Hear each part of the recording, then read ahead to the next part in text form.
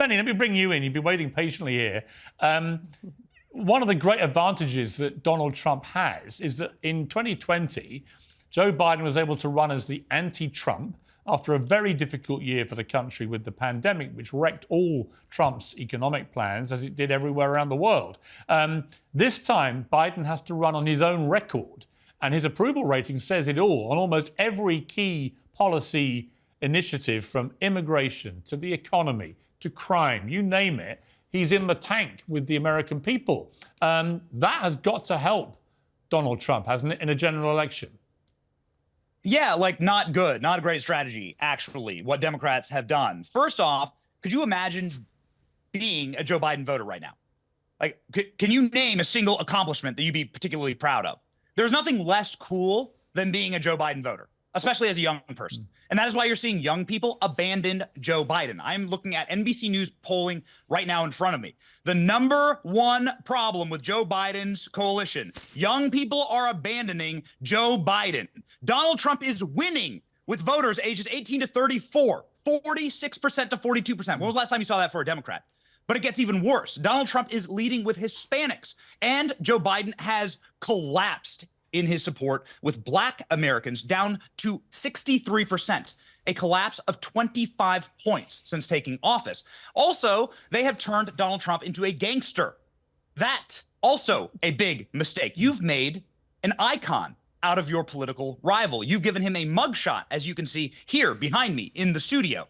This is totally hardcore ratchet stuff that kids actually love, that's become a meme online, and you've turned the man who was already an American icon into a bigger icon. Everybody likes voting for the political prisoner, and you done effed up. Democrat Party. And you know what? Donald Trump is the only person I know where, if he was actually convicted of any one of the things he's been charged with and actually put into a prison cell, he's the only person I know that could probably still win the presidential election, because the more they try and throw this stuff at him, the more popular he gets. Chris Rock had a comedy set that he did in Washington, D.C. with Nancy Pelosi in the audience. And Chris Rock said, "You're going to turn Donald Trump into Tupac. He's going to sell more records. Yeah. You're stupid." And, well, Nancy Pelosi got up and pulled Will Smith and slapped him in the face. It's actually very interesting you mentioned Chris Rock, because I was at the New York Knicks in Manhattan the day after the 2016 election, and I found myself at the table sitting next to Chris Rock. And we got talking, and I said to him, "Why do you think Hillary Clinton lost?" He went, "Let me tell you why." He said, "Because if someone's murdered 8 people, don't go around telling everyone he's murdered 9. And the point he was making was, if you wildly exaggerate everything with Trump, and let's be honest, I mean, even Lara would admit he's probably not the most angelic human being ever put onto God's earth. I would never admit such a thing, Piers, please. But I don't think even he would admit that. You see that as a badge of dishonor. But the reality is that this constant attempt to take him down, culminating in the hypocrisy, in my view, of the Liberal side, led by senior Democrats up and down the country, saying we've got to get rid of Trump and stop him running again to save democracy. And then they try and remove him from presidential state ballots, which, of course, is the most blatant example of trying to thwart democracy and allowing Americans to have a free vote imaginable. So there's a kind of nonsensical hypocrisy, but also, as you mentioned, Benny, a stupidity. Which is... It makes him hardcore. If you try and kill him off this way, and all it does is make him more popular, stop doing it. You know, the definition of insanity is doing the same thing over again and expecting a different result. And people identify with him, Piers. People who feel like the system here has screwed them for their entire life, they look at that mugshot of Donald Trump. By the way, the Democrats thought that was it. That was going to be the nail in the coffin for him, that mugshot. That mugshot represents to so many people all across this country, hey, the same system that hasn't been working for me is working against him. And I understand it, and I see myself in that. They done messed up with that one. How much has he made from that mugshot? I heard he was merchandising it and making an absolute fortune. It's all for the campaign. We should actually keep a tab. I had Christmas wrapping paper with the mugshot on it. Yeah. You've turned him into a rebel, right? You've made him the Sex Pistols. You've turned him into the Ramones. He's now a rebel. And kids like voting for the rebel. But again, Benny, I would again bring this back to Joe Biden. The great advantage Trump has is the condition of the sitting president. This is a clip of Biden yesterday trying to pronounce the name of the country he represents. We'll teach Donald Trump a valuable lesson. Don't mess with the women in America unless you want to get the benefit. I think he was trying to say United States of America, but he couldn't get it out. And we see endless clips of him falling over on stage, falling off bicycles, tripping down the steps of Air Force One and so on. He's up against Trump, a very old 81-year-old. Not because he's 81, because Mick Jagger's a few months younger and is as fit as a fiddle. It's just he looks like he's 181. And if you're Trump, you must be licking your lips that this guy's going to be your opponent. It would be bad Don't enough mess with if it was just that, by the way, but it's also that coupled with the fact that everything's a disaster around Joe Biden, right? I'm sorry to cut you off, Benny, but that's the truth, is you can lie to people and you can try and do the jazz hands that the Democrats do with the media all the time, only so long. But whenever it hits people's bottom line, when they know that their life is harder right now, in addition to seeing stuff like that, I mean, you're exactly right. Joe Biden is basically serving up the entire thing to us right now.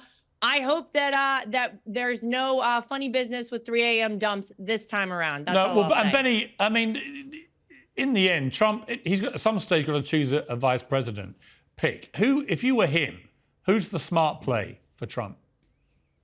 The smart play is absolutely somebody who's young enough and energetic enough to carry forward the MAGA movement. Donald Trump will get constitutionally 1 term in office. So you have to pick someone who's not going to backstab you like a Mike Pence, and somebody who's not going to betray you like a Nikki Haley.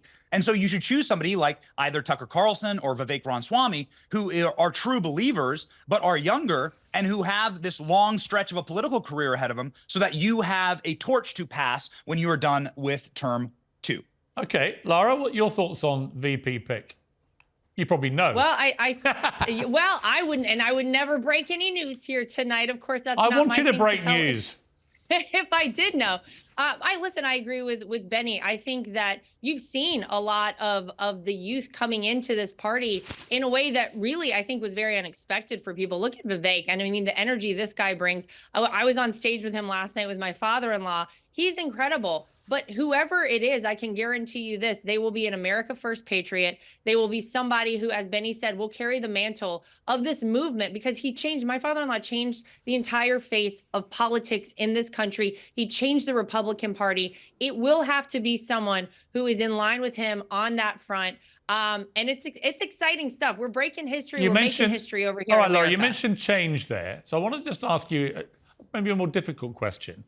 I've seen glimpses of your father-in-law when he made his victory speech in Iowa, not so much after New Hampshire, but in Iowa, of the kind of charm, civility, decency that I saw a lot of when I did The Celebrity Apprentice over the boardroom table for week in, week out, which he's been reluctant to show, actually, when he's been a politician.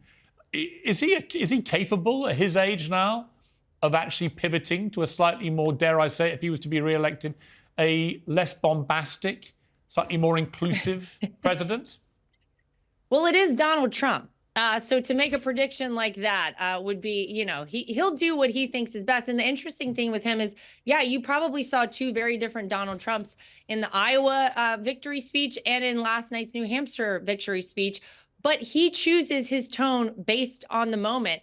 And I think his tone was very appropriate in Iowa. And quite frankly, last night, I feel like it was very appropriate as well. Right now, we have an election to win. We do not need to be fighting within the Republican Party for the obvious Republican nominee to actually take that title. We should galvanize our support together. We should go forward. We should make sure that we leave nothing to chance on November 5th, because we have to take back the White House. Piers, we have no other option in this country. And quite frankly, I don't think the rest of the world has another option but to have Donald Trump back in the White House. I think the rest of the world is in a mixture of shock and awe and horror and delight and curiosity at the impending return of Donald Trump, the Teflon Don. We shall see. It's going to be a fascinating year. Lara, great to see you. Thank you so much. Send the family all my really best. Quickly. Benny, final word to you. May I ask you a question? Yes. May I ask you a question? Yeah. This is a question that the internet's been asking for a very long time, and we don't have an answer, and it must come from you, sir. were you in a movie with Donald Trump called Home Alone 2? That is Were not you the me. pigeon lady? That is Were you not the me in pigeon Home lady in Alone Home 2. Alone I'm 2 grateful for the that chance to helped put the Macaulay- record That straight. helped Kevin. That's actually Did a you help female Kevin save actress. Christmas? It's not me. It looks You look nothing great like there, me. Piers. There's no shame in it, Piers. Nice. No I shame. am not It's a the classic. pigeon lady in Home Alone 2. Although It's I a do go in classic. Central Park a lot and I can see the resemblance, but it's not me. But thank you, Benny. I appreciate it. You got your viral moment, you bleep. Good to have you on the program too, finally. Lara, thank you very much. And we'll see what You happens. It's got going it. to be a fascinating year for American politics. Great to see you Thanks, both. Piers. Thank you.